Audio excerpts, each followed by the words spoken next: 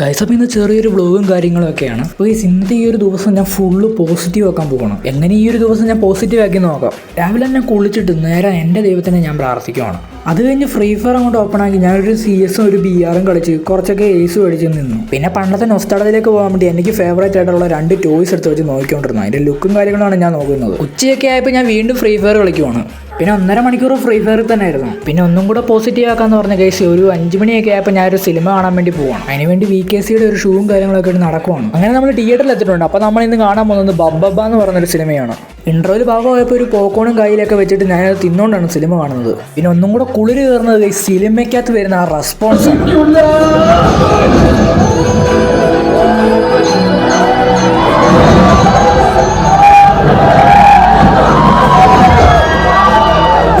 Full നമ്മൾ positive ആയിരുന്നു. Okay, അപ്പോൾ നിങ്ങൾക്ക് ഈ വീഡിയോ ഇഷ്ടപ്പെട്ടിട്ടുണ്ട് എന്തായാലും ലൈക്ക് അടിക്കുക. അപ്പോൾ അടുത്ത വ്ളോഗായിട്ട് കാണാം.